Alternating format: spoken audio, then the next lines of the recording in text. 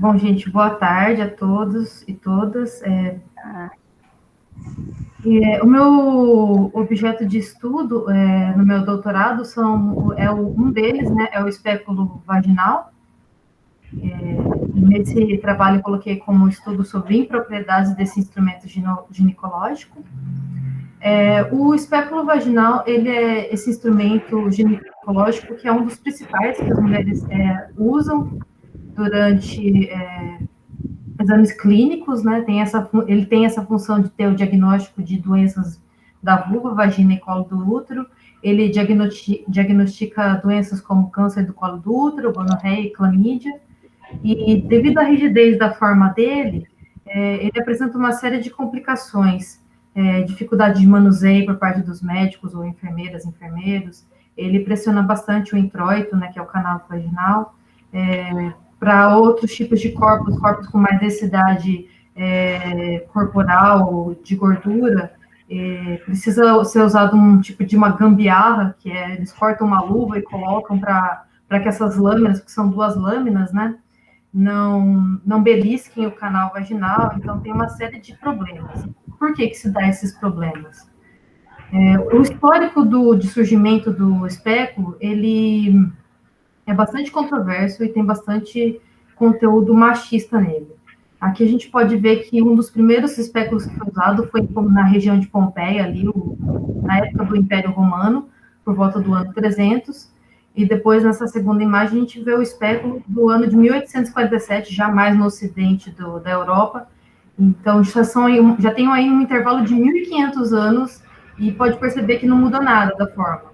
Então, por que isso se deu? Por conta de, né, foi desenvolvendo aos poucos a medicina, mas sempre teve esse histórico muito forte da questão dos homens possuírem, apenas os homens participarem e possuírem esse tipo de tecnologia.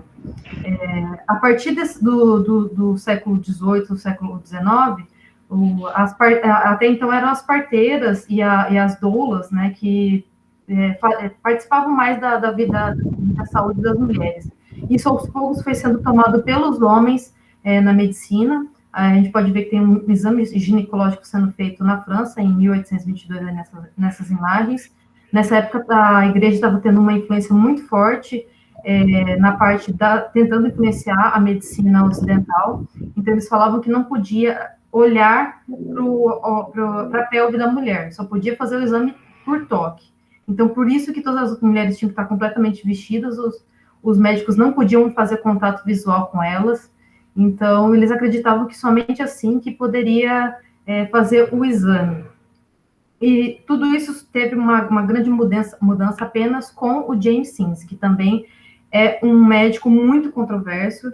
Ele é um médico dos Estados Unidos que ele criou o espéculo mais moderno. Ele realmente mudou o design com mais relevância e com mudanças substanciais na sua forma. Por conta disso, ele ter dado essa guinada de diferença de forma muito grande, um pouco mais fácil de mexer e uma visualização do colo do útero e da vagina muito mais preciso, ele foi considerado o pai da ginecologia, o arquiteto da vagina e outros tipos de apelidos, mas ele sempre declarou que ele não gostava de olhar para o órgão da mulher, ele tinha nojo, ele já declarou isso em vários artigos que eu li.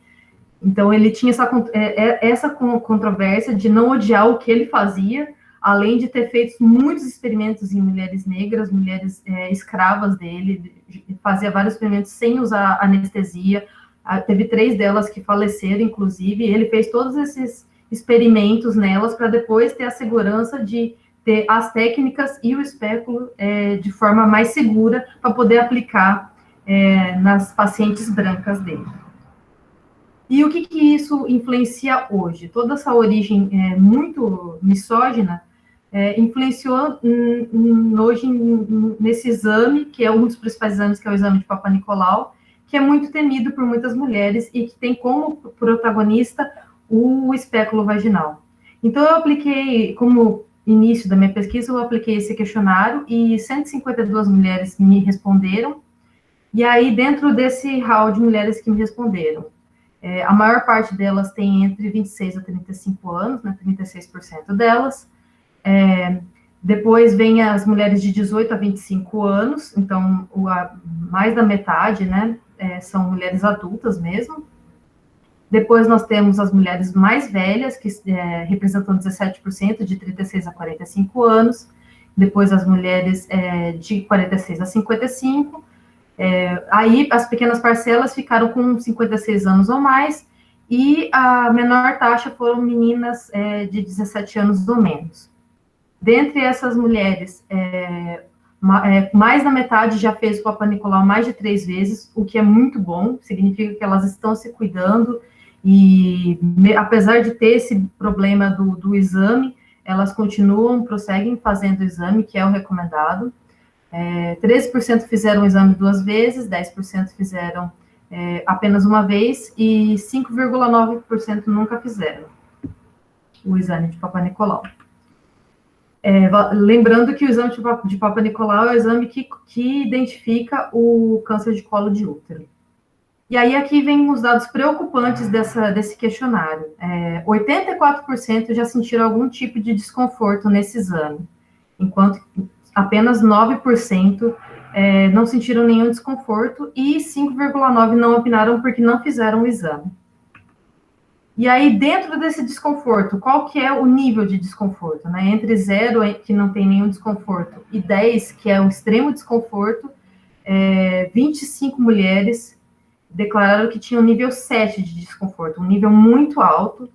23, logo abaixo das 25, 23 mulheres declaram que tinham mais desconforto ainda, que é o nível 8, e aí depois vem o nível mais ou menos desconforto ou não, que são 18 mulheres, e aí depois vieram entre o nível 3 e o nível 9, que é muito alto também, 13 mulheres cada um, e aí depois o restante.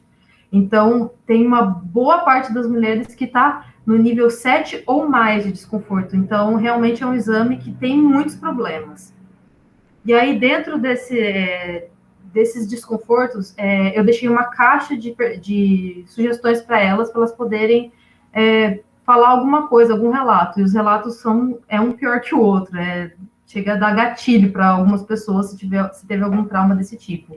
Mas tem aí, por exemplo, uma mulher que falou: realizei o Papa Nicolau aos 15 anos, no primeiro mês após a minha primeira relação, senti muita violência da ginecologista, foi a maior dor que eu já senti até hoje. Aí tem outra pessoa que falou que o maior desconforto é depois do exame, que a região abdominal fica dolorida. Depois outra pessoa falou que existe um desconforto psicológico também, não é só físico, ou seja, tem uma falta de tato por parte ou do enfermeiro, enfermeira ou do médico, em preparar essa paciente, deixá-la mais confortável e mais segura do que está acontecendo. E aí teve esse outro relato que boa parte dos ginecologistas homens não tem a menor sensibilidade ao realizar o exame, segundo ela, e o fazem de maneira agressiva. Falam, inclusive, que esses médicos não têm conhecimento da vagina, e elas percebem isso. Outro relato que o instrumento causa desconforto e os médicos não acreditam quando a pessoa fala. E tem a tal da violência obstétrica, né, que muitas pessoas já conhecem, que ouvir que para fazer sexo não sente dor. Então não tem por que reclamar agora, né, deslegitimando a dor da mulher. E aí tem um problema sério também, que além dessa incompatibilidade do instrumento para pessoas que são acima do peso ou que tem ali um índice corporal de gordura muito maior, também ele não é muito bem feito para mulheres com menopausa. Tanto as meninas virgens quanto as mulheres com menopausa têm um canal vaginal muito mais estreito. E aí o espéculo pode ser muito invasivo nesse sentido, que foi o que essa mulher falou: entrou na menopausa muito cedo, com 40 anos, teve sangramento, dor, foi uma dor insuportável. Então, a conclusão do meu estudo é que novos designs de espéculos precisam contemplar a diversidade dos corpos, porque realmente só funciona para um determinado tipo de corpo regular. Não contemplam muito bem as pessoas obesas, as meninas virgens, as mulheres com menopausa, etc. Além disso, precisa ter uma eficiência fabril, senão as empresas não vão mudar o design, e os médicos também não vão querer comprar se for um preço muito alto. Mas, acima de tudo, a gente só vai conseguir ter essa mudança de fato se as mulheres se informarem. É o que é mais importante, porque a maior parte delas não conhecia o espéculo, não sabia para que ele servia, e a partir desse desconhecimento, tanto do exame quanto do espéculo, elas aceitam aquela dor, aquela experiência ruim, e aí nada muda, porque se for por parte dos médicos e das fábricas e das indústrias, não vai haver mudança mesmo, isso tem que partir da mulher. Então, é esse o meu estudo. Obrigada. Obrigada, Samanta, por trazer para a gente essa discussão tão importante. Nós sabemos que somos maioria na população e esse sentimento de desconforto, ele tem que ser popularizado e não só discutido com a enfermeira ou dentro de casa, né? Com a médica, a ginecologista ou dentro de casa.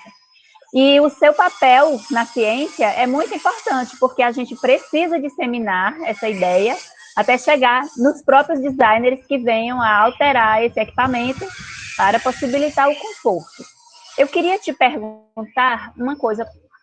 Você fez essa pesquisa agora de modo online, não foi isso? E como você fez o recorte da sua amostra?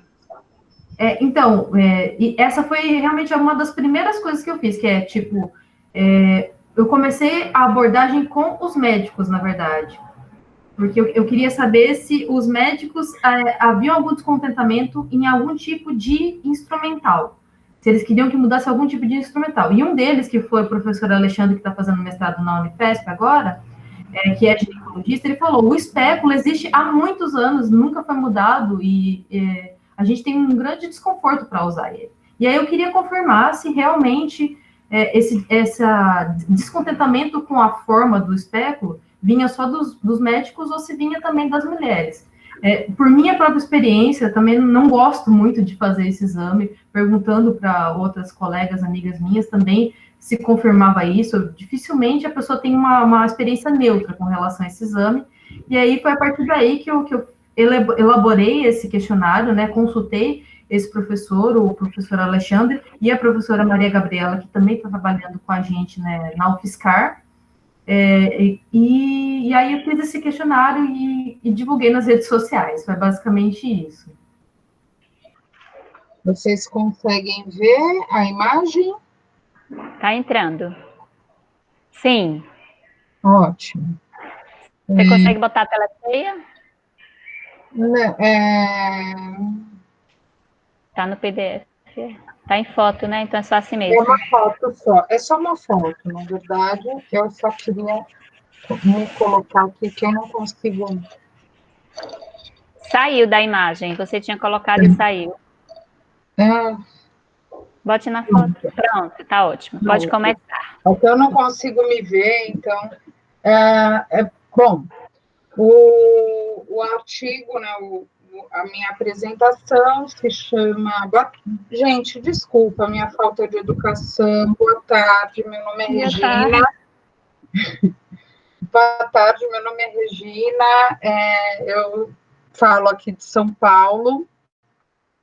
Eu sou professora de STEAM na escola Aleph Peretz, fui professora de design, sou doutora e mestre e doutora em design pela INB Morumbi.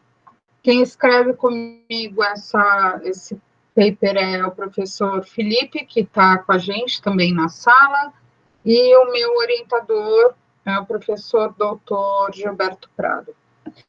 Bom, essa escrita, ela trata de uma camisa, na verdade, e de observar esse menino da foto, é um menino que eu conheço muito bem, só que eu já conheci como um homem de 30 e poucos anos. Esse menino é o meu pai, e ele veste uma camisa feita pela minha avó.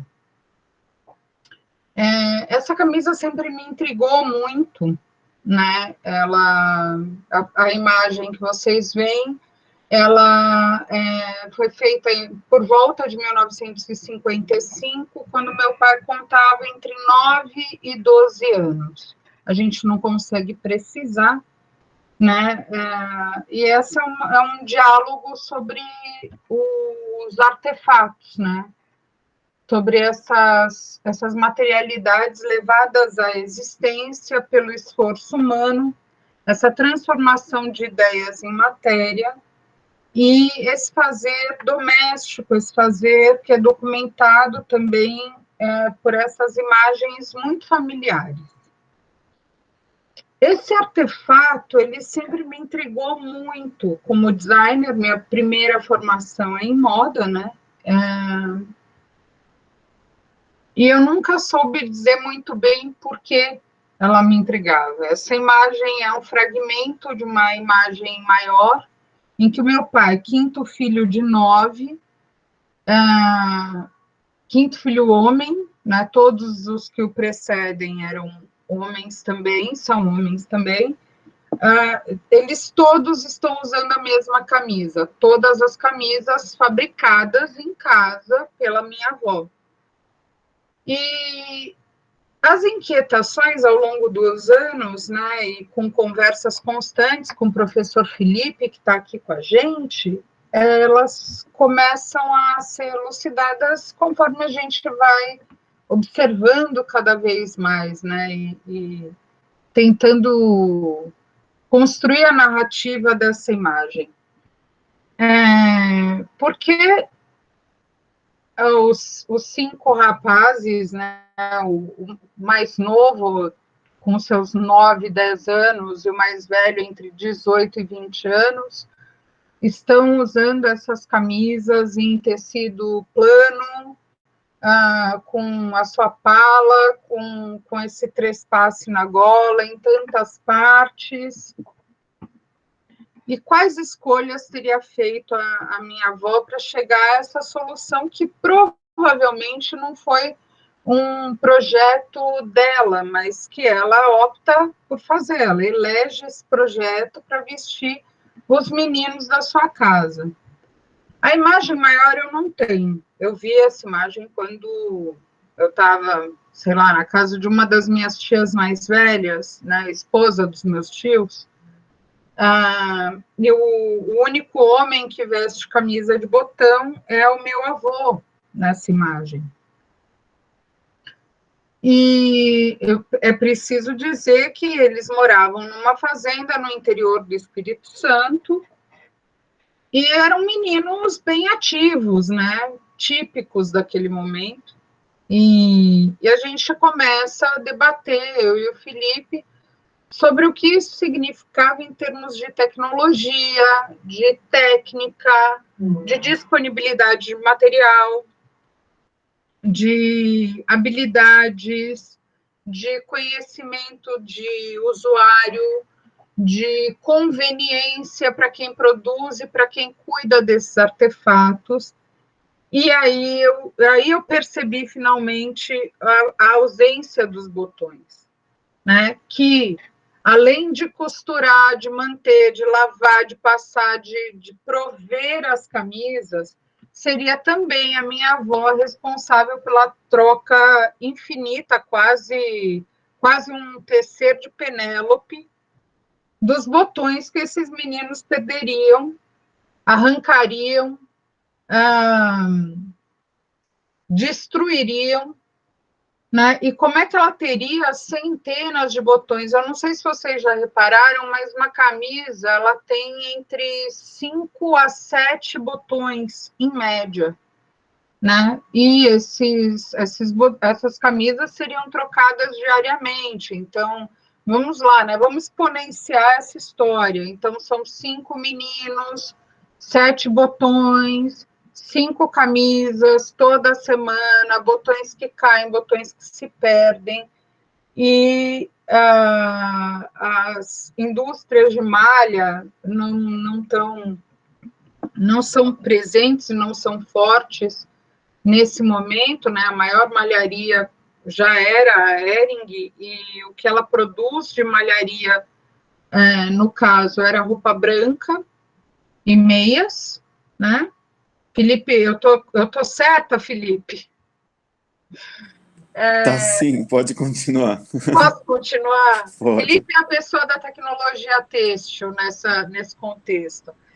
E aí a gente começa a pensar em tudo isso, né? Além disso, a gente tem um contexto histórico, porque não era de uso colocar-se com roupa branca, né, essa roupa debaixo da camisa, na rua. Os meninos da imagem, esse menino da imagem, ele só vai ter conhecimento de que é possível usar uma camiseta como se deve, uns 10 anos depois dessa imagem, uns 8, 10 anos depois dessa imagem, quando ele se muda para o Rio de Janeiro. Muitos anos depois, ele vai ver pela primeira vez o Selvagem ou Juventude Transviada, que é quando a gente começa a ter essa noção de que esse artefato de vestir já não pertence mais à intimidade, mas não é costume, até meados dos anos 60, né, ainda mais entre as classes médias, vamos chamar assim, e as periferias, os subúrbios, os meninos se despirem dessa maneira. Então, esse contexto, né, esse olhar para uma imagem, essa construção disso, essa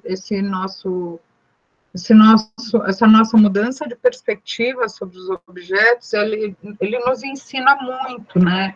Eu e Felipe, a gente sempre orientou muitos projetos, então a gente vinha muito no devir, no futuro, claro que aprendendo com a história, mas uma história documental, e documentada e legitimizada pelos valores, ou valores altos do vestir, ou o grande nome, o renome da figura fotografada e do autor da imagem, mas a gente também precisa, penso eu, olhar para o que é produzido por esse cidadão médio, né, e principalmente essas engenhosidades, essas soluções que parecem mínimas, que são sutis e de extrema elegância na sua simplicidade, e colocam a gente a pensar em que contextos estão as pessoas apreendidas nessas imagens. Eu queria convidar o Felipe, se ele tiver alguma observação, porque eu acho que, de minha parte, eu paro, mas o Felipe talvez tenha mais para falar. Fê? Oi, não, estou aqui, estava tentando ligar o microfone. Boa tarde a todos. Não, acho que você explicou bem direitinho, assim, e a questão aqui, depois de observar, enquanto a gente estava conversando e dialogando sobre a escrita da camisa e a história, faz muito sentido olhar, né, com esse olhar da engenhosidade, dessa gambiarra, talvez, aí é por minha conta, do que foi feito, né, ali dentro daquele contexto, olhar isso lá com a cabeça, né, que tinha na época, com o processo e com os maquinários que a gente tinha na época. Hoje é muito interessante, né, porque hoje é muito fácil pensar assim, não tem botão, porque ora, né, o próprio sistema aí tem botão, não tem botão, uma hora é o sintético, outra hora é o algodão, uma hora o salto é alto, é baixo, então esses ciclos assim, hoje, né, talvez um estudante de moda nem tem essa sensibilidade e esse aprofundamento das próprias técnicas que envolvem ali. Então, agora até aqui só assistindo, mais do que colaborando na apresentação, me desperta isso, assim, né, a relevância, a importância que teve esse pensamento aí, que você coloca como uma engenhosidade doméstica, mas que é própria tecnologia, né, que não precisa ser alinhada só em âmbito digital, mas é a própria tecnologia ali, descoberta por ela, dentro do repertório do que ela tinha nessa época. Então, eu estava mesmo viajando na imagem, querendo saber mais ali, sabe, o contexto, o que tinha mais ali naquele pedaço de tecido que não dá para a gente ver aqui, pelo menos do lado esquerdo, né, acho que para todo mundo aí. Mas acho que é isso. São os outros. São os outros. Dá vontade de mergulhar ali, conversar mais com ela, assim, sabe, saber dela, como é que foi. Pois é. É essa vontade que dá. Pois é. Também queria, Fê, também queria. Mas muito Bom, legal. gente, assim nós encerramos e agradecemos o nosso momento aqui.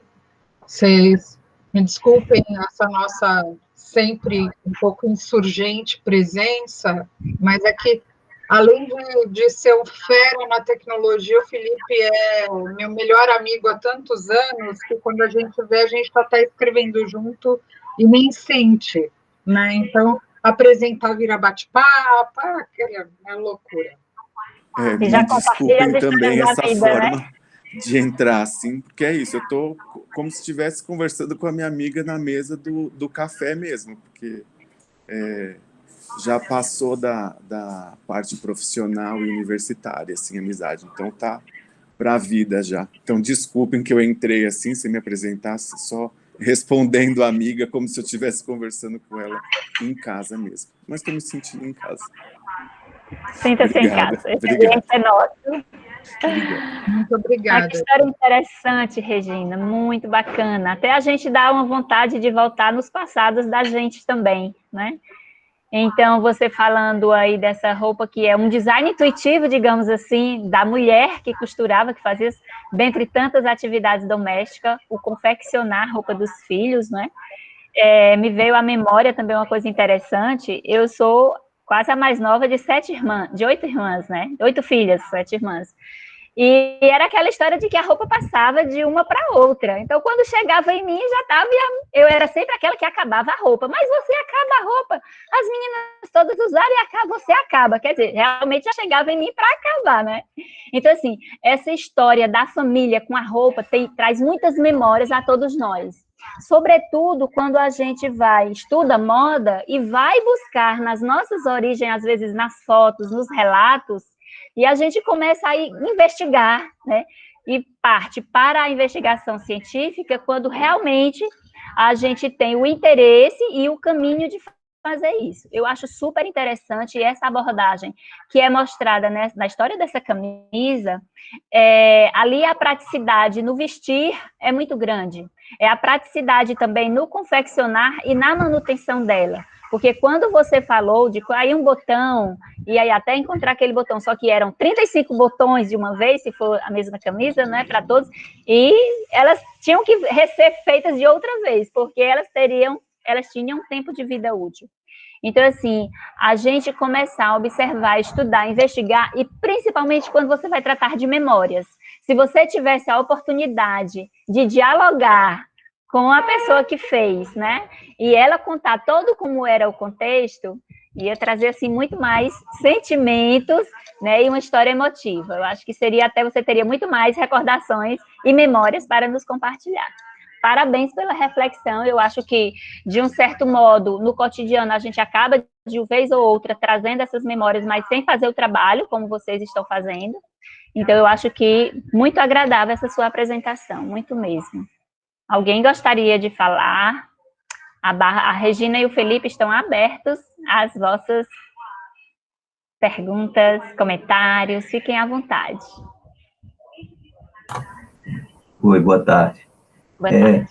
Eu achei até próximo até do que eu pesquiso, da minha pesquisa, que é sobre a vida social de artefatos musicais, no meu caso, né? Mas é interessante pensar da vida social, a biografia das coisas, né? Aplicadas a outros objetos, e essa questão da indumentária eu acho bem caro, né, esse tipo de debate, e ainda mais por uma questão, como você disse, que passa de família em família, né?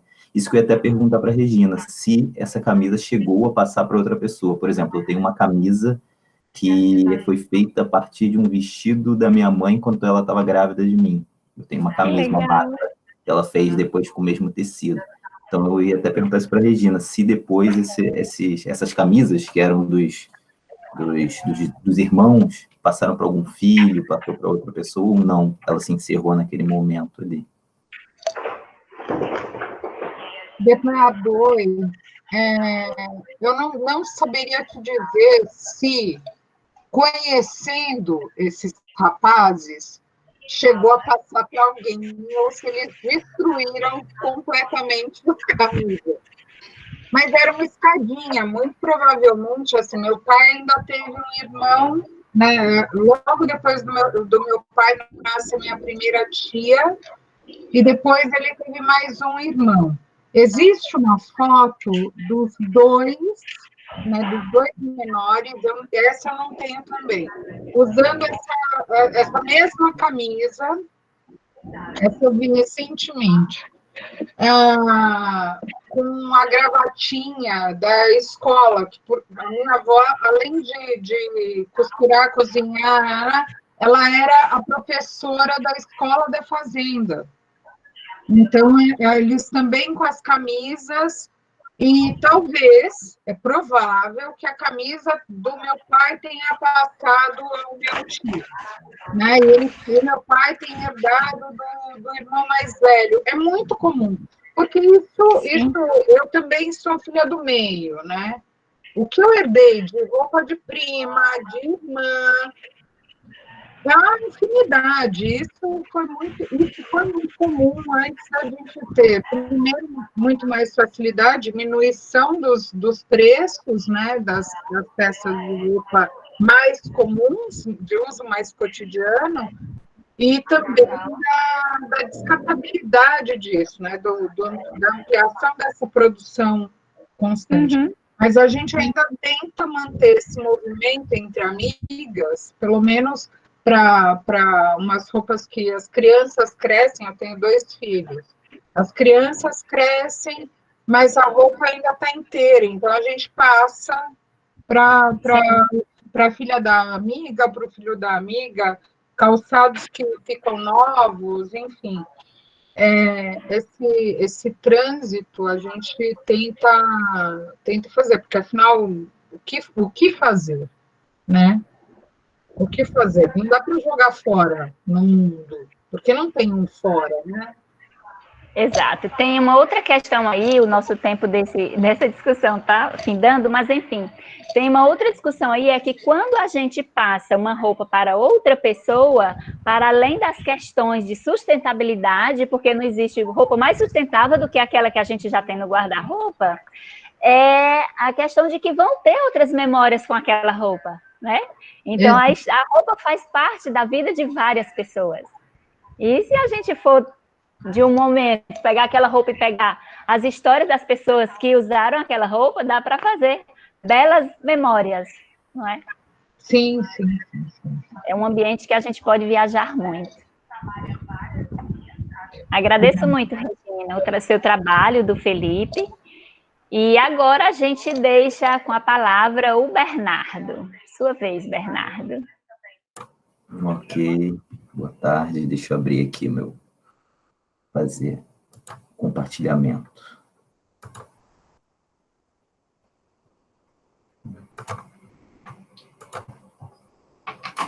Tá indo? Ah. Está. Perfeito. A tela inteira. Ok. Então, boa tarde a todos e todas.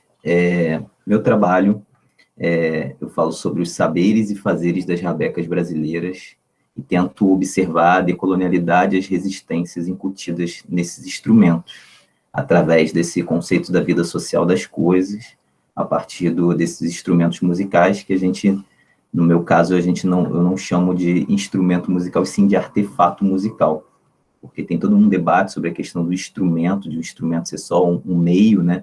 E o artefato musical ele é muito mais do que só um meio sonoro. Ele tem essas questões da memória, né? Etc. Eu sou doutorando em História da Arte, na UERJ. Minha pesquisa no doutorado é sobre a vida social, da circulação de imagens, não é sobre a rabeca, mas durante o mestrado eu fiz a minha pesquisa sobre a rabeca. Essas aqui são as rabecas que eu tenho da minha coleção, da esquerda para a direita. A gente tem uma rabeca que foi minha primeira rabeca, que foi uma rabeca que eu adquiri de um senhor chamado Sebastião da Rabeca, da Chapada Gaúcha, lá de Ribeirão da Areia, em Minas Gerais. Então, ela está presente na Folia de Reis de Minas Gerais. A segunda, essa mais clarinha, uma rabeca feita de cacheta, que é uma rabeca do Cleiton Prado, que é um caiçara da cidade de Iguape, de São Paulo, sul de São Paulo, né? É uma comunidade tradicional. Essa terceira rabeca, essa do meio, é uma rabeca de Freitas, que é o Francisco de Freitas, morador da Colina do Horto, de Juazeiro do Norte, pertinho da estátua do Padre Cícero.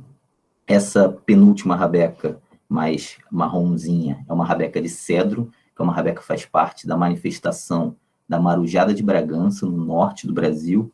E essa última rabeca foi uma rabeca que eu fiz há pouco tempo, depois de acompanhar todos esses processos de construção. Então, começando a falar um pouco, eu tive esse primeiro contato comprando essa rabeca e conhecendo a casa dessa primeira rabeca aqui da esquerda, que é do mestre Sebastião da Rabeca. E depois que eu tive contato com ele, eu vislumbrei, né, visualizei uma realidade totalmente diferente, uma realidade da construção de instrumentos musicais, né? Esses construtores de instrumentos musicais da rabeca, que é um instrumento musical, no caso, um artefato musical brasileiro, né, que está presente em várias manifestações pelo Brasil, eles utilizam materiais que estão ao seu alcance. Eles não vão utilizar um material importado, um material específico, e sim materiais que estão ao alcance deles. E aí eu fui atrás de alguns, desde 2014, eu vou acompanhando alguns construtores de instrumento. Eu converso com eles que eu quero comprar o instrumento deles a partir da possibilidade que eu acompanhe essa construção de instrumentos. Então, o primeiro que eu acompanhei essa construção de instrumentos em si foi o Cleiton Prado, que é um caiçara de Iguape. A família dele era moradora da Jureia, que é uma região que virou um parque estadual de São Paulo, e eles foram retirados desse espaço. Houve uma expulsão branca. Eles tiram escolas, cortam a luz daquele local e a pessoa tem que sair daquela localidade. Eles saíram e mantiveram essa tradição. Os avós dele ainda estão nessa localidade, mas os mais novos saíram, porque eles precisavam ter escola, ter acesso a outros bens que eles não tinham nessa região, mas eles levaram a questão do artesanato junto com eles, né? Esses saberes, esses fazeres. Então, a rabeca de lá, além de usar um material que é a cacheta, que, além de outras madeiras, mas é uma madeira específica da Mata Atlântica, eles utilizam ferramentas específicas, como o próprio alegre, que é uma ferramenta feita por eles, é uma espécie de um enxó bem portátil, né? É feita a partir de facas de aço antigas, que eles dobram a ponta, barras de metal, que eles mesmos produzem esse tipo de ferramenta. Então, ele é diferente de uma goiva, né? Que a partir do momento que a goiva você tira para frente, o enxó você puxa. Então, tem essa produção dessas ferramentas, né? Na produção do instrumento musical. Isso aqui é o tampo do instrumento, feito de cacheta. Já o tampo mais finalizado, lixado. Eles fazem também a questão da forma, é uma produção independente. Então, cada localidade do Brasil que você vai conhecer a rabeca ou vai procurar saber sobre a rabeca, ela tem uma forma de construção diferente, ela não tem uma padronização, né? Então, aqui os processos de construção desse instrumento, eu e o Cleiton, lá em Iguape. Deixa eu ver se eu consigo dar play aqui nesse... Eu vou puxar aqui. Esse aqui é um vídeo, eu vou falando por cima também. Esse é o de Freitas, é um morador de Juazeiro do Norte, na Colina do Horto. Ele resolveu fazer, ele é um músico clássico, tocava violoncelo, mas a partir do contato dele com os mestres locais, ele viu que os mestres utilizavam esse material local para estar fazendo instrumentos musicais. Ele resolveu fazer uma orquestra armorial, e com o primeiro instrumento de musicalização desses garotos, dessa região, desses jovens, ele resolveu fazer rabecas de cabaça. Então, ele empreendeu nesse método de rabecas de cabaça, que é um material em abundância no comércio local. Então, são imagens realizadas lá da produção das rabecas de cabaça de Freitas. Então, ele vai buscando materiais locais para estar construindo esses instrumentos e musicalizando esses jovens dessa orquestra armorial. Vou voltar aqui. Já essas imagens são a Marujada de Bragança. Uma marujada é uma manifestação que tem desde o século XVIII no Pará. numa cidade a 200 quilômetros do Pará, em Bragança, 200 quilômetros de Belém, desculpa, em Bragança. Essa manifestação tem a rabeca como principal solista, é um instrumento musical solista. Em vias de sumir, né, esse instrumento musical sumir dessa manifestação, porque alguns instrumentos estavam sendo trocados por violino, né, violinos industrializados também. Se tiveram alguns projetos de repasse desses saberes dos mestres que ainda estavam vivos, também já estavam em idade avançada, para jovens da localidade. Esse é o Josias Ramos. Ele aprendeu a fazer rabeca, é um dos produtores de rabeca. E aí tem algumas imagens aqui da produção da rabeca dele. Ele fala que ele não lixa a rabeca por dentro, para ela ficar com esse som específico da rabeca, né? Aí ele faz a forma dele, uma forma específica, os materiais são materiais da região, a faca também eles têm, é muito comum isso, você vê na produção da rabeca, utensílios adaptados, né? Faca que eles vão usando de forma empírica ali aqueles materiais e vendo quais são as ferramentas que eles precisam para aquilo. Aqui tem um dobrador de laterais, que a lateral do instrumento tem que ser dobrada com calor. Ele pegou um ferro de passar, desmontou ele, com a resistência desse ferro ele fez uma espécie de uma ferramenta para estar dobrando essas laterais. Aqui também uma prensa para prender, para colar o tampo e o fundo do instrumento, produzido por ele. Além disso, os instrumentos eles também têm uma questão de nomenclatura local das partes desse instrumento. Aqui são as nomenclaturas da rabeca de Bragança. Eles chamam a voluta de caracol, o cavalete eles chamam de cavalete. Então, eles têm uns nomes específicos. Lá, os caiçaras chamam a voluta de caramujo. E volto novamente para esses instrumentos que eu tenho para estar falando sobre essa ideia da resistência e da decolonialidade, né? Então, é um instrumento que ele é muito, por vezes, ele é confundido com o violino, né? O violino é um instrumento que tem padrões, né? Ao longo do tempo, ele obteve padrões. Já a rabeca é um instrumento que não obteve padrões. Qual é a grande questão da rabeca aqui no Brasil? Alguns pensadores, alguns pesquisadores, dizem que até o século XX esse nome violino não existia no Brasil. E sim, tanto a rabeca em si quanto o violino eram chamados de rabecas. Ainda não tinha esse nome violino. Então, um violino também era chamado de rabeca. Então, tem sempre essa discussão, esse mito de origem. A rabeca chegou aqui enquanto rabeca, ou a rabeca foi uma adaptação do violino? Então, o violino, enquanto um instrumento universalizado, que precisa de ferramentas específicas e matérias-primas específicas que são europeias, né, eurocêntricas e europeias, todos os saberes envolvidos com os violinos, já a rabeca não. A rabeca tem todo um saber popular e um saber local, né, tanto em usos de materiais quanto em formas de construção.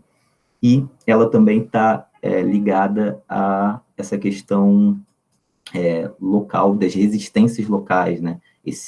Essa comunidade caiçara que sai da sua localidade, né, e se mantém com as suas tradições, porque a rabeca está envolvida, está ligada com a música, né, o fandango caiçara.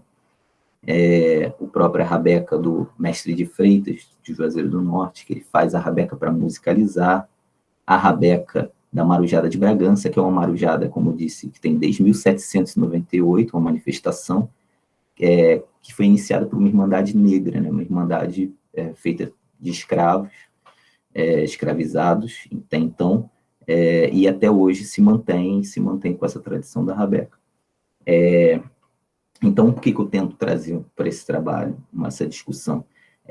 Pensar nessa questão enquanto o violino, por exemplo, é um instrumento universal, né, tido como universal, e aí esse pensamento universalista, né, desse universalismo, que nega as outras formas e modos de se fazer, enquanto a rabeca é um instrumento musical, um artefato musical, que dialoga com esse pluriversalismo, né?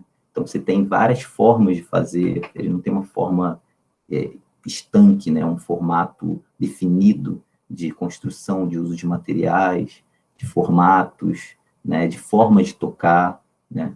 E aí, para finalizar, eu mostro para vocês aqui essa última rabeca, que foi a rabeca que eu construí. Essa rabeca aqui, vou só tirar um sonzinho para... Tá meio desafinado.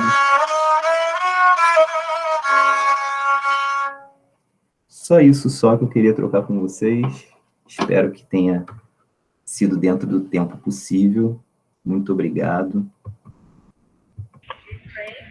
Bernardo, você nos deu um presente. Era bom encerrar mais tarde a nossa sessão ao som da sua rabeca. Parabéns! Por vários motivos, né? Você trazer a discussão da cultura, das tradições, da música, está dentro da história da música, a história dos instrumentos, que você considera um artefato, mas de certo modo ela é considerada também um instrumento, uma vez que é utilizada, né, com a musicalidade. Traz também para a gente as histórias de resistência. Então, assim, você botou em um... E eu captei tudo isso no resumo que você apresentou. Então, assim, deve ser uma maravilha ler a sua pesquisa e também nos desperta para a preocupação da manutenção dessa tradição. Porque se a tradição das manifestações culturais, elas, de um certo modo, algumas vêm sendo alteradas na substituição da rabeca pelo violino, e a construção dessa rabeca, as novas gerações estão aprendendo para dar continuidade, porque na moda a gente vê algumas tipologias que não estão sendo dada continuidade pelas novas gerações. E isso é uma preocupação muito grande para a manutenção das nossas tradições, né? E aí você, quando traz as histórias de resistências em 3 regiões do Nordeste, com certeza a gente tem muito mais no Brasil todo, outras comunidades também desenvolvendo a rabeca, né? E como fazer com que ela se mantenha ao longo da história com a nossa tecnologia e as nossas ferramentas de tecnologia tomando muito tempo dos nossos jovens, né? Seja em qual lugar for do Brasil. Então, é uma preocupação. Parabéns por essa pesquisa, mas eu deixo agora aqui a nossa comunidade virtual comentar sobre o seu lindo trabalho.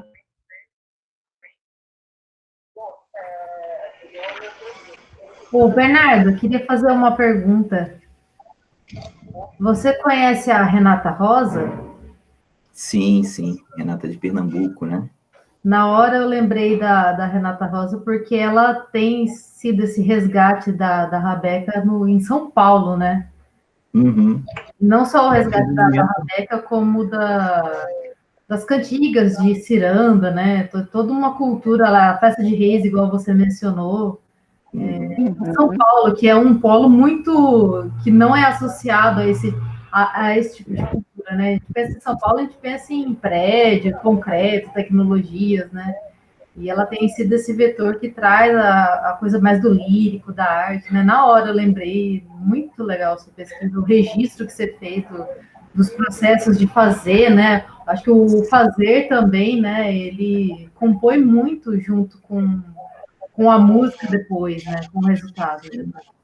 Obrigado, Samantha. Eu tenho todos esses registros que foram feitos com esses 3 trabalhos, eu tenho no YouTube. Eu tenho um canal que eu iniciei, que é o Artífices do Som, tentando pegar justamente esses saberes voltados para a construção do instrumento musical, e aí tem algumas coisas editadas lá desse processo de construção.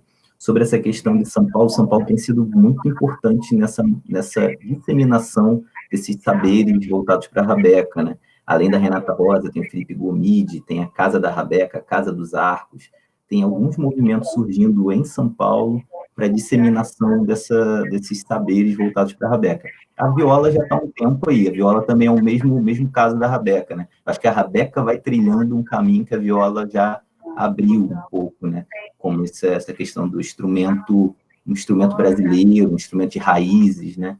E aí a rabeca e o pífano estão indo atrás aí. E no diferencial desses instrumentos, né, o caso da rabeca e o pífano, são instrumentos produzidos realmente, não são instrumentos produzidos industrialmente, né? São produzidos artesanalmente, exclusivamente. Isso é muito interessante. Bernardo, você tem... desculpa, pode falar, Samantha. Desculpa. Eu ia falar para ele mandar o link do YouTube aqui no chat para a gente acompanhar depois. Ótimo. Você esteve nessas 3 comunidades?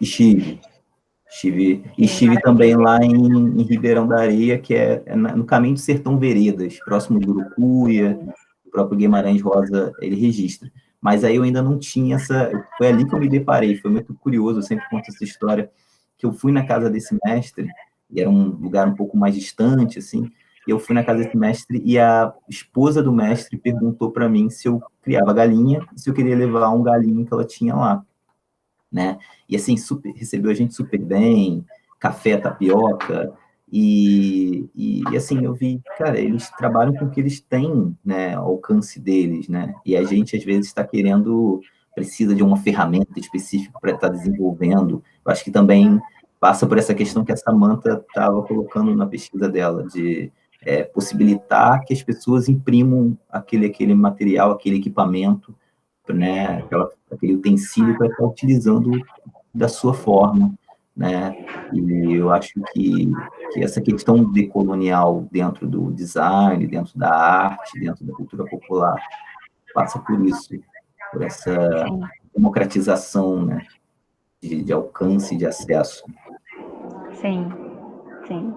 E a nossa consciência, né, de trabalhar e de pesquisar, investigar, né, todas as riquezas do nosso Brasil, estar nesses campos, nesses espaços da gente difundir e dar conhecimento também, né, para a gente ficar conhecendo e de repente digamos assim, se aliar, se for a área de conhecimento, partir para pesquisas conjuntas ou pensar em outras pesquisas, né, ou aprofundar.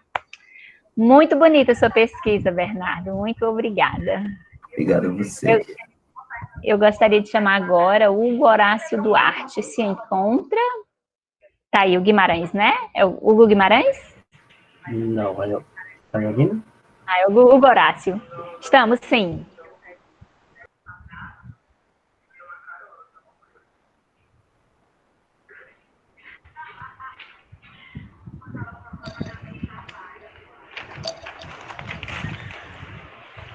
Bom, enquanto vai carregando aqui, Tá carregando. eu apresentando. Meu nome é Hugo Horácio, eu sou aluno da UDESC. Sou aluno da UDESC nos meus últimos anos. E que eu vou apresentar faz parte de uma pesquisa, que é o teórico, né? Eu dividi o raciocínio teórico e a parte prática, que é outra coisa bem diferente que eu estou fazendo no dia. E dessa pesquisa teórica, é uma pesquisa transdisciplinar, interdisciplinar, mas hoje em dia eu chamo de transdisciplinar. Que tem uma parte da antropologia e uma parte do design. Então, aqui o design dividido principalmente em tempo. Vocês conseguem ver o slide? Sim. Já? Beleza. Então, vou começar qualquer coisa, só falarem, se não estiver ouvindo aí, alguma coisa do tipo. Então, o nome da pesquisa é o Pensamento Projetual Espontâneo, Resistência Negra no Período Escravocrata Brasileiro, através da sua produção de imagens e artefatos.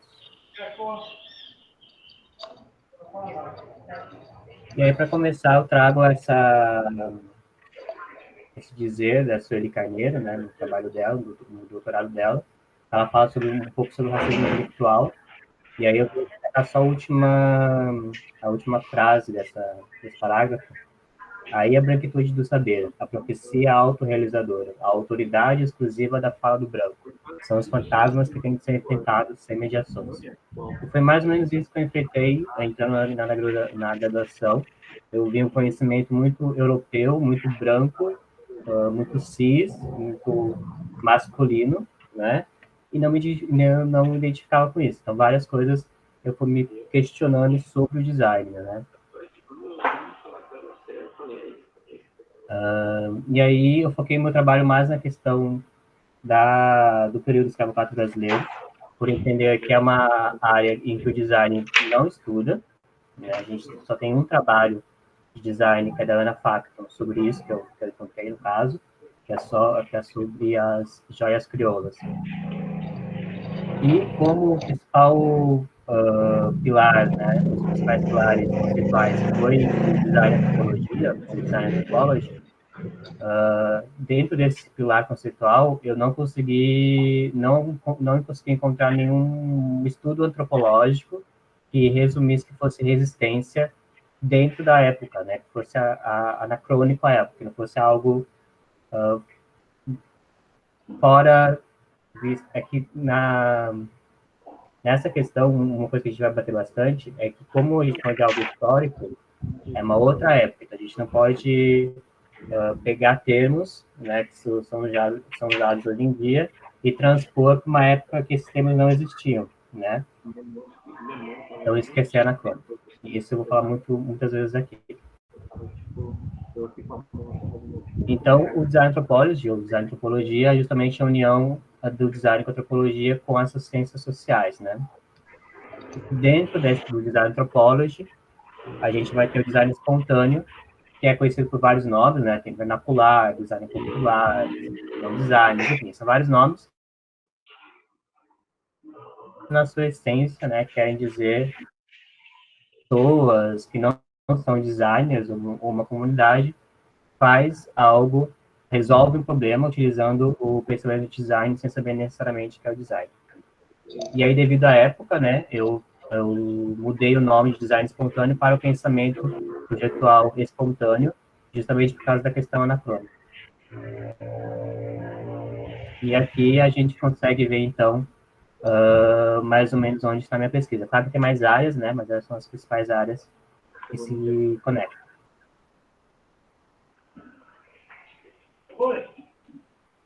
Então, eu espero que vocês tenham uma base, né, uma base mínima, pelo menos, do que foi a escravidão brasileira. Então, por isso que eu não vou focar muito nisso, na história em si, né? E aí eu vou trazer um pouquinho o que foi antes da escravidão. Teve toda uma história antes da escravidão negra, né? Lembrando que os povos africanos, eles eram especialistas em várias áreas, né? Eles sabiam manusear vidro, bronze, né? Conseguiam mergulhar sem equipamento, e muitas vezes tinha uma ligação com a espiritualidade muito grande, né? E aqui a gente tem 2 exemplos disso, né? Então, tanto é que faziam comércio com a Europa. Então, antes da escravidão negra, a África com a Europa era de igual para igual. Então, a metodologia da pesquisa, eu fiz um levantamento bibliográfico, né, e audiovisual sobre o período estudado, instrumentos de leitura, também vi algumas testemunhas de ex-escravizados, né, além de pesquisar imagens, assim por diante. E aí, durante a pesquisa, eu percebi que, como eu tinha falado antes, né, que resistência não era um termo ainda antropologicamente estudado na época. Então, eu não vou me aprofundar nisso, né, mas, resumidamente, a conclusão que se chegou é que a resistência negra em si, ela foi um sentimento socialmente construído, né, e quem explica isso é a antropologia das emoções. A antropologia das emoções vai falar que as nossas emoções, elas são sentimentos socialmente construídos, e que existe uma diferença, né, entre o sentir e o expressar, né. Então, o sentir seria o que eu chamei de lá aie, que é com vida em Urubá, e o expressar seria, então, a resistência. Essa resistência, ela pode ser planejada ou não, tá?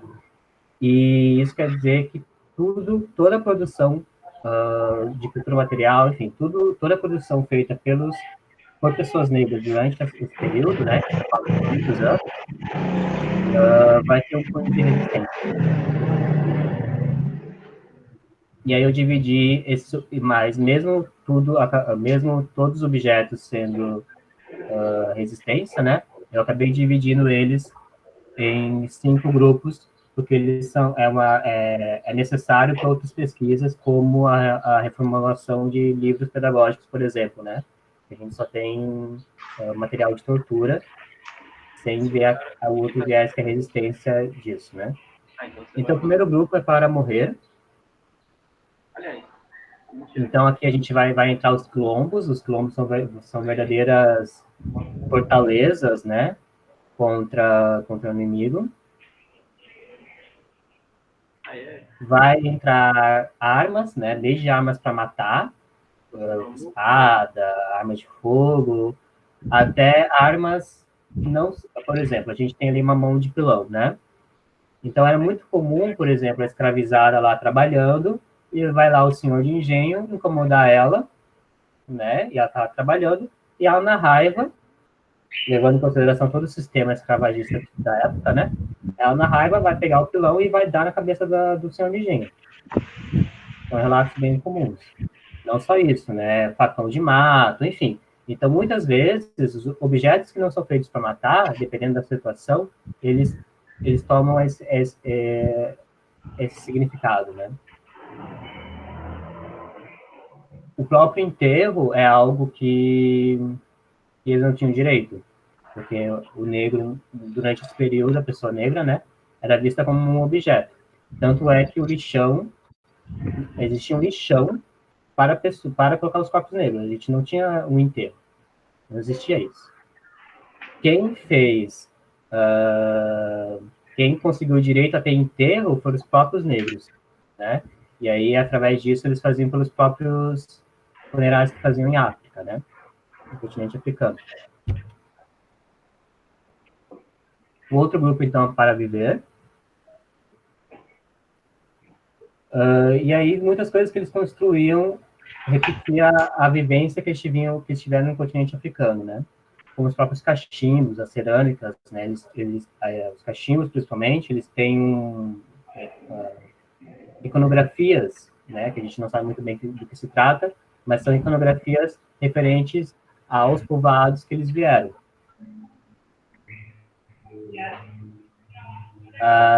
Então, a própria Ana Facton tem um doutorado sobre isso, né, que ela fala sobre as joias crioulas. Então, no Brasil, as mulheres negras, elas vão começar a fazer joias, né, justamente pelo conhecimento que já se tinha antes da escravidão, como falei antes. Então, vão começar a fazer joias, roupa, vestuário, né. Então, elas vão trazer tentar resgatar, né, o que viviam em África no Brasil. É claro, também entre os instrumentos musicais, que são importantes não só aqui, mas também para a questão religiosa. Eu quero falar uma coisa importante, que os objetos que eu estou mostrando aqui, eles se conversam, tá? Então, não são categorias enrijecidas. A próprio lazer já era uma resistência, né? Uma criança negra, na época, não tinha direito a lazer. E quando ela conseguia, é claro que tinha os moldes, né? Ela acabava sendo um brinquedo vivo para pessoas brancas, para crianças brancas, né? Mas mesmo assim ela não tinha lazer. Então, mesmo o lazer, ele se torna uma resistência. E sem falar também que a gente tem a questão religiosa, né? Que vai perseguir os calundus coloniais, que deram origem às religiões de matriz africana. E também vai perseguir outros povos, como o que hoje em dia a gente chama de LGBT, né? Na época tinha uma outra configuração, e vai perseguir eles. Né? E a punição máxima, né, era raro, mas podia acontecer. Essas pessoas irem à fogueira. O João Paulo, por exemplo, foi que hoje a gente chamaria de gay, né? Ele foi à fogueira sendo negro. Né? Então, a maioria das denúncias eram contra pessoas negras já escravizadas. O outro caso é da Chica Manicongo, né, que pela Jaqueline Jesus é a primeira travesti não indígena na história do Brasil. E essa resistência ela deixou pelas trajes que ela vestia, né? Então tem lá na aquisição os depoimentos. Para espiritualizar, então a terra de todos Calundu foi da onde surgiu as religiões de matriz africana hoje em dia, falando bem resumidamente, né? E aí, aqui vai entrar todos os objetos, amuletos, o próprio vestuário, né? E assim por diante. O sincretismo, né? Que vai ser uma resistência que eu chamo de imagética, né? Então, os santos católicos, eles eram vistos como divindades africanas, justamente para as pessoas negras da época conseguirem exercer a sua fé, né? E o design estuda isso. O brand não é nada mais que você projetar uma imagem na cabeça do cliente. Para afastar maus olhados são os amuletos, né? Então, a gente tem vários amuletos de várias religiões. Tem uma revolta chamada Revolta dos Malê, que é a maior da América Latina, depois do Haiti. E essa revolta é comandada por muçulmanos, por pessoas negras, muçulmanas, né? E que sabem escrever. Então, o único livro que a gente tem de um ex-escravizado no Brasil é porque ele era muçulmano e ele já sabia escrever. E aí eles tinham esse amuleto que era um Alcorão, né? Uma Bíblia em tamanho pequeno que eles carregavam no bolso. Além do próprio vestuário, assim por diante. Essa é uma deusa que foi descoberta recentemente aqui no Brasil, no Rio Grande do Sul, chamada Nali, se não me engano. E é uma deusa da Nimba, desculpa, é Nimba, e é a deusa da fertilidade, né? E como a gente ainda não sabe exatamente quais religiões vieram para cá, né? Essa Nimba só tem lá no continente africano, né? Em forma de ritual e outras formas de praticar a fé. Para trabalhar, aqui eu quero ressaltar uma coisa bem importante, que existiam ofícios que deram origem às indústrias. Então, a partir de 1800, eu vou ter um cronograma depois para mostrar para vocês, mas a partir de 1800, por aí, 1808, se não me engano, liberaram as indústrias no Brasil. Já existiam pessoas negras trabalhando de forma escravizada, óbvio, né, nos ofícios, antes disso, né? Porém, a partir de 1808, chega às indústrias. O que eu quero dizer com isso? Que o design brasileiro, ele não começou em 1960, tá? O design brasileiro, ele começou aqui. Se a gente for estudar mais a fundo, se tiver um estudante indígena que entrar na universidade, por exemplo, com certeza ele vai descobrir que foram os indígenas que fizeram as primeiras práticas espirituais no Brasil. Então, nem a menor dúvida disso. Mas estou falando do que foi pesquisado, né? Então, esse trabalho está trazendo as primeiras práticas projetuais feitas no Brasil por pessoas que a gente não vamos chamar de designers, eu chamei de projetistas anônimos, né? Mas elas são pessoas que têm conhecimento científico, né? E contribuíram para a sociedade de forma tecnológica, dentro dessas indústrias. Ou seja, mesmo dentro da concepção europeia do que é design, porque eu também contesto muito da onde surgiu esse design europeu, que para mim não foi da Europa, mas enfim. Então, mesmo dentro da concepção do design europeu, a gente tem que as projetistas anônimas, que são as primeiras práticas projetuais aí que se tem notícia no Brasil. E aí, para finalizar, para comunicar, né, a gente tem o impacto haitiano, a Revolução Haitiana. No Brasil teve um impacto muito grande, né, as pessoas negras utilizavam broches para dizer que tinha consciência política do que acontecia. A gente tem Paula Brito, que é um dos maiores tipógrafos brasileiros, que a gente quase não estuda no design, e a gente deveria, não só do Brasil, mas do mundo. Ele é condecorado pela monarquia, por Dom Pedro II, e também ele iniciou a imprensa negra, né, no Brasil. Além dos broches, mais no final, a gente está falando de 400 anos aqui, tá, gente? Falando de 400 anos, a escravidão foi de 400 anos no Brasil. Então, mais para o final, a gente teve essa flor, que foi usada como uma flor como um broche, né? Uma flor da liberdade. Os símbolos étnicos, que são escarificações na pele. A gente tem isso até hoje em alguns povoados indígenas, né? Não só no Brasil, mas também no continente africano. E na época também tinha. E esses símbolos étnicos, a gente não sabe muito bem do que se trata ainda, mas, de qualquer forma, é uma forma de eles se comunicarem. Então, eles sabiam de onde que cada um vinha, mesmo não falando o mesmo idioma, né? Porque vamos lembrar que o continente africano tinha vários idiomas e a escravidão fez com que várias pessoas de vários idiomas diferentes tivessem que conviver. E aqui, para finalizar, a gente tem esse registro que foi descoberto ano passado, numa casa, no porão de uma casa, que antes era uma senzala, né? Então, aqui a gente está tendo um registro, um desenho dos escravizados, mostrando que eles queriam ser reconhecidos, né? Então, vamos pensar, por exemplo, hoje em dia. A gente não sabe o que vai ser o mundo, o Brasil, daqui para frente, né? É a mesma coisa lá, eles não sabiam o que ia ser o futuro deles, né? Então, eles deixaram registrado na parede o seu dia a dia ali como escravizados.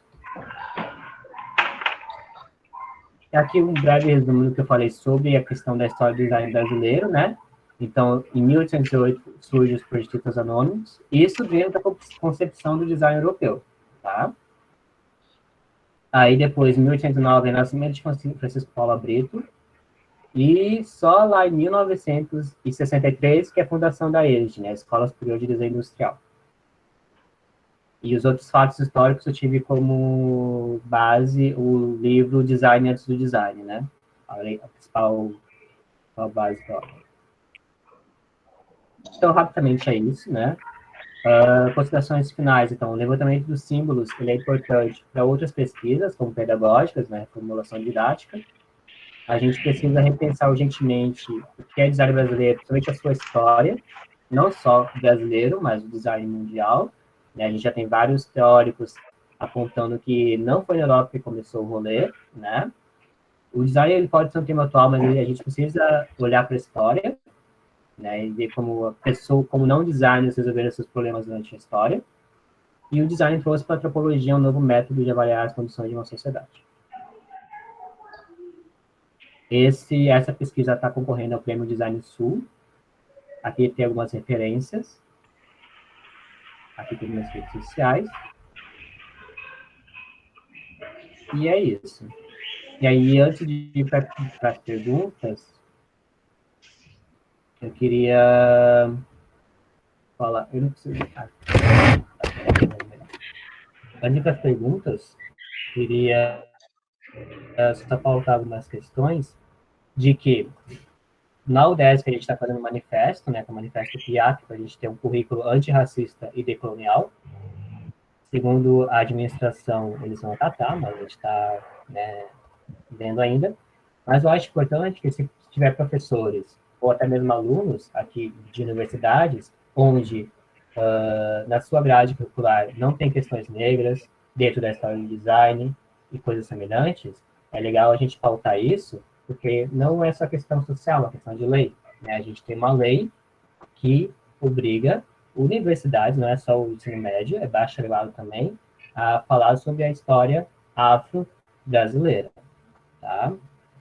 Então, esse é o primeiro ponto.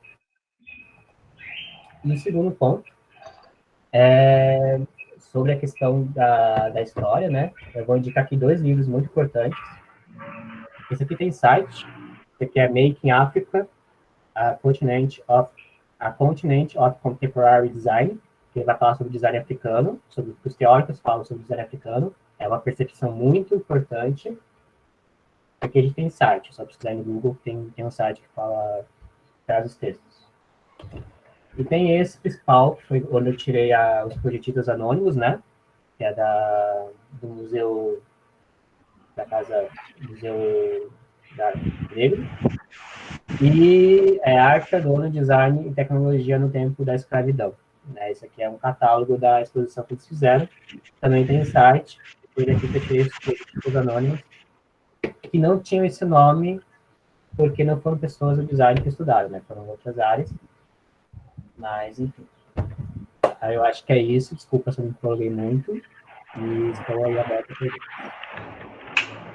Hugo, que trabalho bacana. A gente, né, percebe na sua discussão todas as riquezas que muitas vezes são esquecidas nos nossos livros de história, né? Na nossa prática cotidiana também, dentro da universidade, fora, durante todo o ensino, do fundamental ao ensino médio. E essas riquezas nem sempre elas são discutidas da forma como você nos traz, né? E o seu trabalho, e você dizendo aí que ele está concorrendo a uma premiação, é mais um trabalho nessa história, né? Eu queria depois que você colocasse aí o link para a gente acompanhar esse concurso, se for possível, e te dar os parabéns por um trabalho tão bacana, tão rico. Gostaria de abrir aí para as discussões.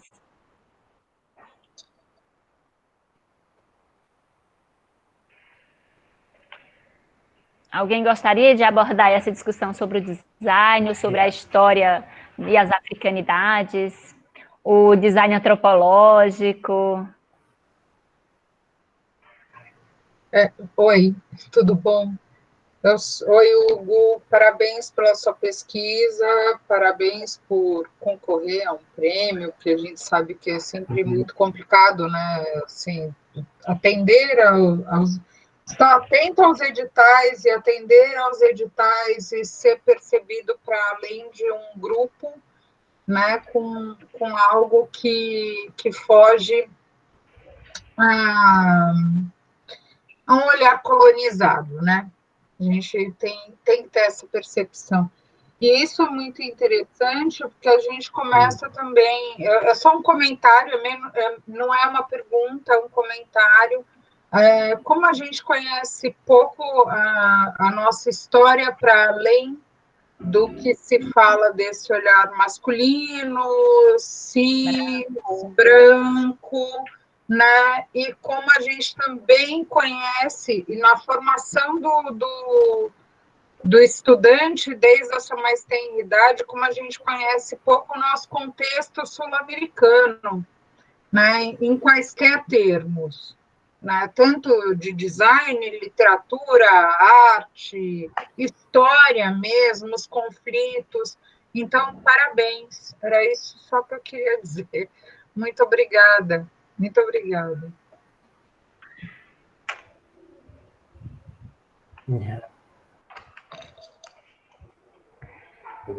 Eu depois vou dar uma pesquisada nesse link aí, vamos ficar torcendo por esse trabalho.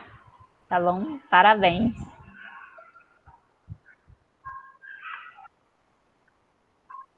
Do prêmio do Online Sul. Não vou colocar agora porque tá travando tudo, né? Quando desligar a câmera, eu coloco.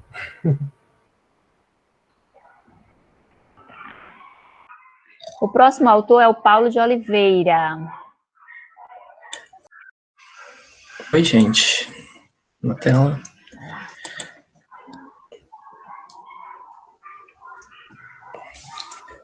Foi a tela? Tá ótimo.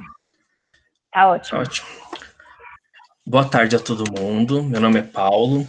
Eu sou doutorando em Artes, Cultura e Linguagens na Universidade Federal de Juiz de Fora. Sou da linha Arte e Moda, aqui do programa, e minha orientadora é a professora doutora Maria Cláudia Bonadil.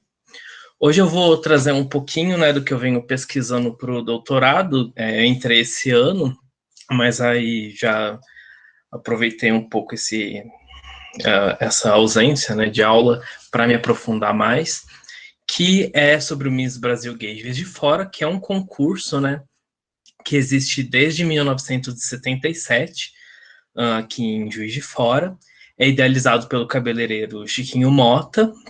Ele tinha, né, como objetivo arrecadar fundos para a escola de samba local da cidade fazer o carnaval. Hoje em dia, esse motivo, né, do concurso, ele é descolado, né, não há mais, ele é um concurso por si só. Bom, e esse concurso ele é dividido, né, em duas fases principais, que é o traje de gala e o traje típico. O traje de gala eu cheguei a pesquisar no mestrado, e pela delimitação, né, por mais de 40 anos, eu deixei o traje típico um pouco de lado e resolvi retomar no meu doutorado. Bom, então, né, o objetivo desse trabalho ele foi entender, né, essas negociações que emergem nas montações dessas misses, desses trajes, e em que aspectos étnicos e feminilidades entram em diálogo, né, para conceber essas aparências de mulheres elegantes, disparando a seguinte pergunta: o que essas misses querem aparecer e parecer, né? Então, para isso, eu levantei informações disponíveis de 71 trajes típicos da edição de 2017 a 2019, né? Até devido à possibilidade de alcançar esses materiais. Realizei também busquei o nome dos estilistas, os temas dos trajes, né? Então eu busquei as narrativas que estavam ali inseridas, o material usado pelos trajes, os nomes das misses, também algumas eu precisei localizar até da onde essas misses são. Busquei, então, no Instagram, no YouTube, no Facebook, no site do próprio concurso, né? Como também no jornal eletrônico Acessa. Então, meu aporte teórico, eu trabalhei com Roberto da Mata, que vou abandonar agora um pouco, né, devido a uns toques que eu tive aí, Stuart Hall, para a questão das identidades, o Bakhtin, Judith Butler também pensando na paródia como essa possibilidade também da paródia como uma provocação, um deslocamento, o Benedict Anderson, a questão da própria criação, né, da imaginação desses trajes típicos, né, porque o traje típico, a principal função dele é dar relevância, né, aspectos geográficos, históricos, culturais, econômicos, artísticos dos estados. O James Green, né, pela questão da história LGBT no Brasil, Carol Dyehouse e junto com o Thiago Soliva, que são dois autores importantes para se pensar o glamour e as homossexualidades. Maria Laura Cavalcante, né, pensando também o carnaval, essas festas populares, e a Tavia Nyong'o para pensar nessas também quero tomar esse caminho das confabulações. Por quê, né? Dentro dessas narrativas, eu venho percebendo que não necessariamente essas misses, elas vão contar uma história, entre aspas, que de fato aconteceu, né? Que de fato é relevante para o Estado. Elas criam, né? São muitas vezes narrativas criadas a partir de histórias que existem, mas que elas vão dar aí o seu tom. Então, para, né, eu conseguir caminhar nessa pesquisa, eu precisei, primeiramente, eu tive que também tentar entender um pouco, né, desse traje típico na sua forma, no seu material, já que ele não necessariamente ele ligava as narrativas, né, e aí eu consegui categorizar em três grandes, né, categorias, que seria figurino, fantasia ou traje típico, ligando na questão material, formal, e também na performance do corpo, na música, porque durante o desfile vai, né, havendo uma música por trás. A fantasia, né, também subdivide em fantasias carnavalescas e fantasias em geral, porque, embora ambas estejam vinculadas à ideia, né, desse carnavalesco, desse tempo e espaço carnavalesco, havia fantasia que remetiam rapidamente ao carnaval, né, como a gente vê aí da Miss Pará, não só o carnaval do Rio de Janeiro, mas todas essas festas populares que têm essa aura, né, carnavalesca no Brasil, como o Festival de Parintins, o Frevo e etc. Então aí a gente vê uma Miss desfilando uma produção do Rodolfo Gomes, que o ateliê se localiza no Amazonas, e aí ela está, né, trazendo a história das Icamiabas, né, que são as indígenas que aí faz uma aproximação com as Amazonas, né, com a lenda das Amazonas em territórios sul-americanos, e a própria forma, né, já se liga assim ao uso do esplendor, né, que esse objeto atrás das roupas, né, que é muito forte, né, dentro dessas fantasias carnavalescas. As fantasias em geral, que embora tenha nessa tempo e espaço carnavalesco, essas imagens carnavalescas, e muitas vezes esses estilistas vão trabalhar nos carnavais, acaba combinando também imagens com a cultura de massa, que essas mulheres do cinema, da moda.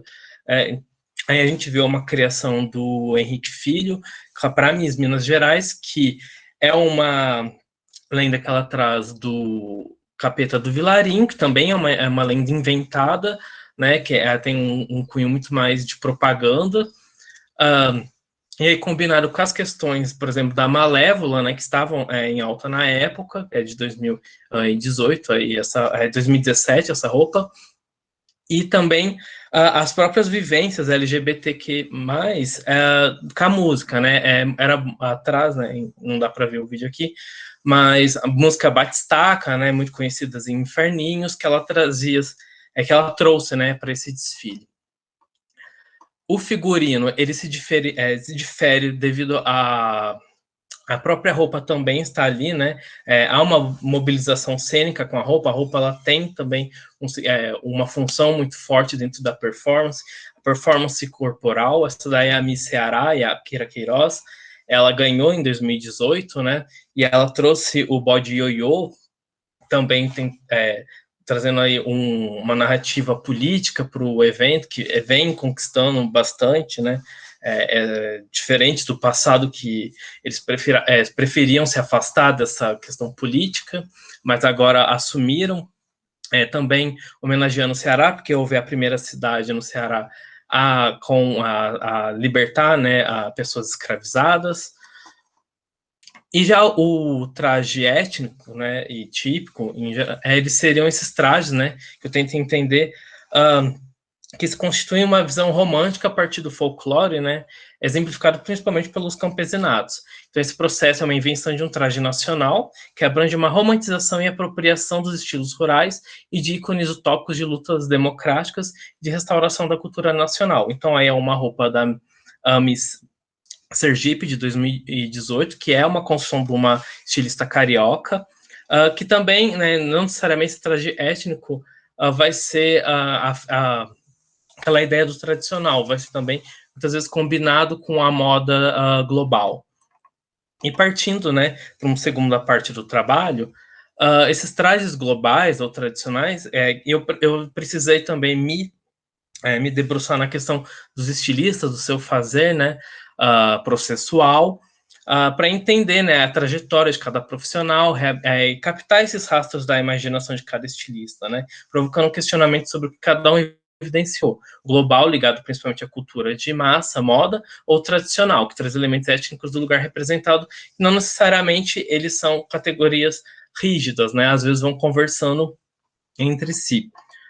Então, e aí todo o discurso que circunda, né, os estados, seja econômico, artístico, folclore, não é suficiente na concepção dos trajes típicos.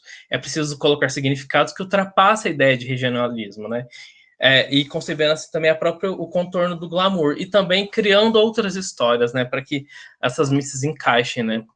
Então, aí, por exemplo, um traje da Miss Acre, né, criado pelo Ribas Azevedo, ele é do Maranhão, mas ele produz em São Paulo, que é um traje muito mais ligado à ideia de uma moda globalizada, de Victoria's Secret, por exemplo, que não traz a narrativa do pavão no Acre, que não é algo muito difundido, mas criou essa história para o concurso. E diferente do Marcelo Dias, né, que foi um estilista manauara, que ele vai trazer, né, essas histórias do Amazonas, combinadas aí, colocando significados dentro dessas roupas, né? E aí também, né, negociando com a própria ideia do glamour, pelo strass, pelos brilhos. E aí, né, algumas colocações, como ainda eu venho pesquisando, né, que eu pretendo, assim, deslocar o olhar, né, sobre o Miss Brasil Gay, me apropriando de toda a sua potência enquanto criação artística, a partir do desejo, né, desses corpos desviados da heteronorma. Então, eu proponho, né, que é preciso ser observado uma outra posição, aquela que não repita os mesmos jargões de uma resistência, assim, generalizadora, que vem sendo muito usada no concurso. É uma resistência, que eu diria, de mercado, né? Não é uma problematização maior dentro do discurso. Acabando, né, por perder grande parte dessa potência, né, que envolve esses trajes, esses corpos e essas imagens que permeiam o tempo e espaço do concurso. Então, e aí escrever juntamente com essas misses histórias possibilidades, né, confabulações que tire, né, esses espaços, esses lugares de verdade, né, do gênero, das sexualidades, e como elas mesmas fazem, e aí também me apoiando na Monique Wittig ou na própria Grada Quilomba, caso não exista, invente, né? É uma forma de percorrer até mesmo e deixar a vida menos intolerável. Então, entendo, né, que isso seria uma pausa temporária no dia a dia delas, que isso não desabaria totalmente as estruturas de opressão e toda, né, a dinâmica das opressões. Contudo, é necessário perceber esses agenciamentos desses sujeitos que na norma e pela norma estão maquiando escapes, né, constantemente, e aí se construindo enquanto sujeitos, se experimentando, se reconhecendo enquanto sujeitos. Então, alguma da minha referência é bibliográfica. E é isso, gente. Desculpa ter passado um pouquinho.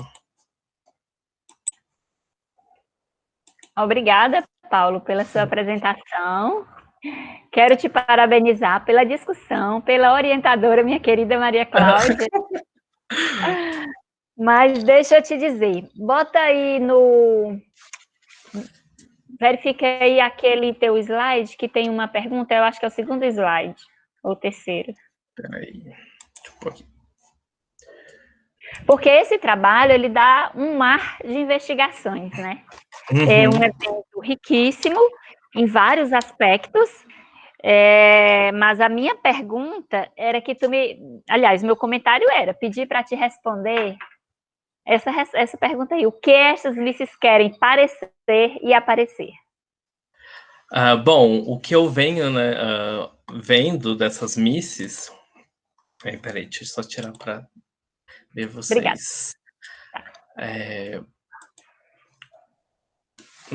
Dessas misses, é que elas querem ser mulheres realmente glamorosas,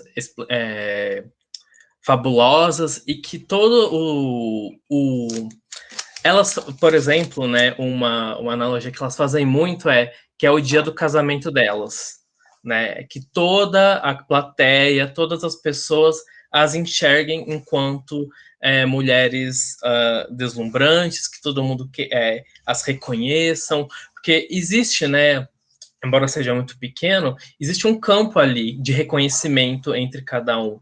E eu venho percebendo que porque a questão da mídia jornalística às vezes não dá muita ênfase a esse reconhecimento, aos estilistas ali, por exemplo, dentro, né, do concurso, e também as próprias misses, mas que elas reconhecem cotidianamente, assim, ou pelo Instagram, ou sabem que elas são importantes.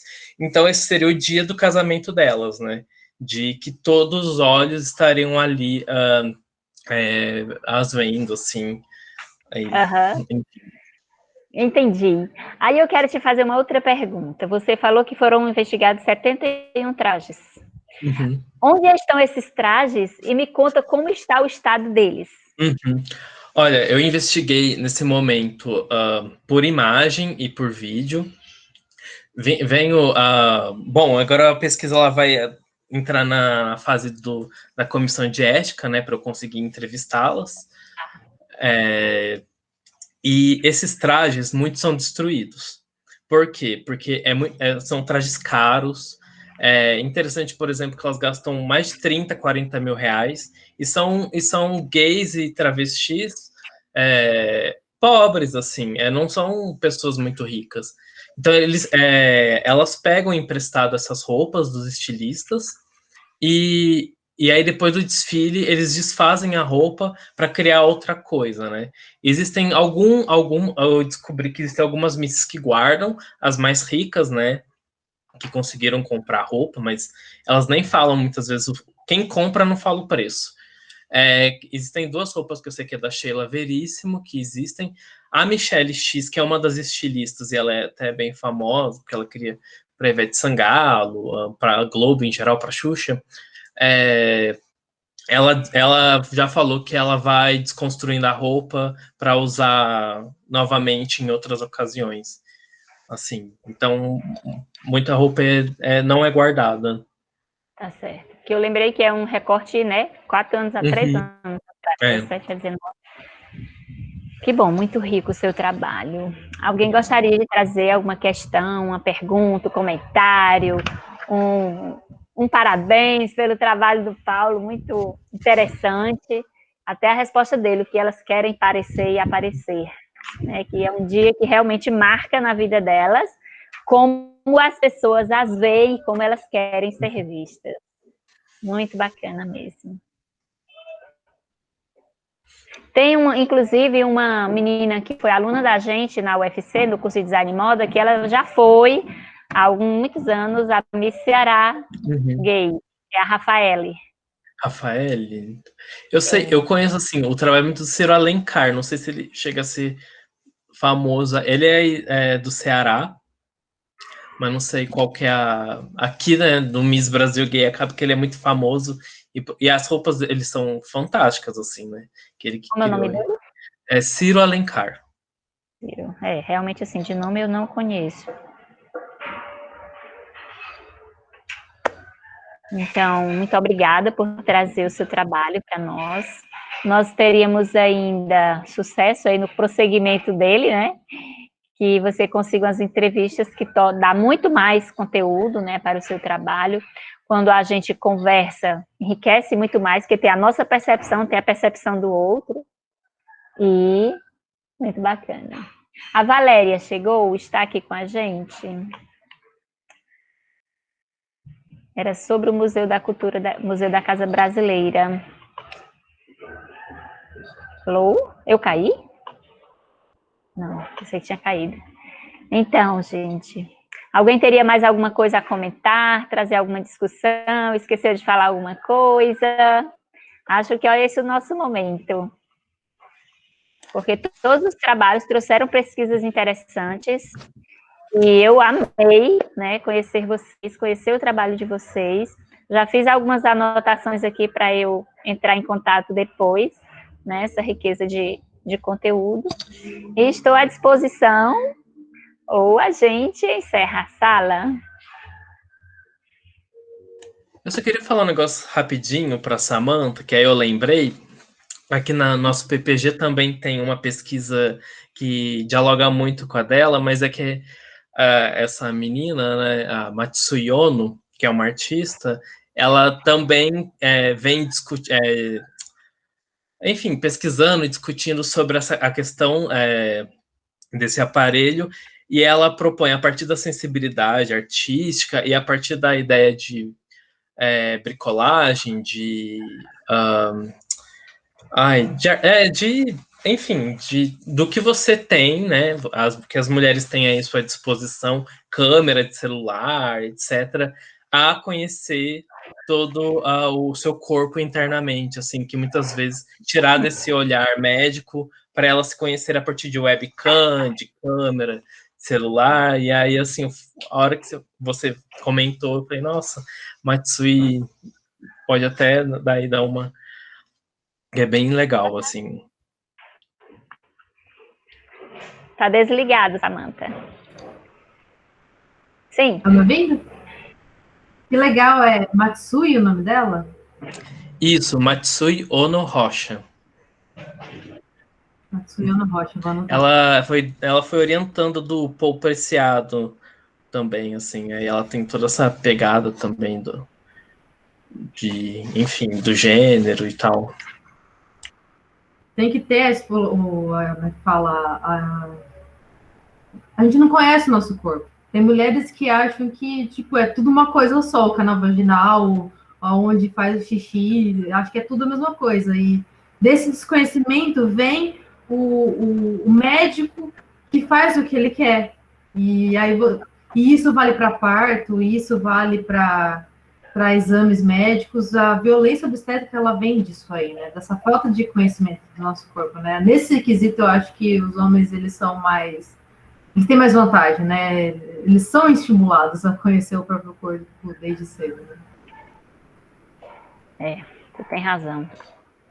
Mas obrigada pela referência, eu já anotei aqui, já vou ver o trabalho dela depois. Então, eu agradeço o trabalho de todos, a presença de todos, as apresentações. Sou professora Araguaci, da Universidade Federal do Ceará, do curso de Design e Moda. E estamos aqui em Fortaleza, esperando para quando vocês quiserem, puderem, estar com a gente. E vamos caminhando aí nesse segundo colóquio de pesquisa e design. Muito obrigada, boa tarde. Obrigada. Tchau. Tudo de bom e sucesso no trabalho de vocês. Muito obrigado. Obrigada. Todo mundo colocou, foi no link aí da frequência. Não esquecer, tá bom? Tchau, gente, antes de desligar, meu nome é Larissa, eu sou da organização aqui do colóquio. Eu só queria agradecer a todos aqui presentes na sala, agradecer à professora Araguaci, a todos que apresentaram. Foi fantástico. A gente ficou muito emocionado de ver esses trabalhos lindos e super enriquecedores, e é isso, acho que é só agradecer mesmo a presença de vocês e as falas. Obrigada. Obrigada, Obrigada, Larissa. Obrigada. Tchauzinho. Boa tarde. Tchau, tchau. Obrigado. Boa tarde.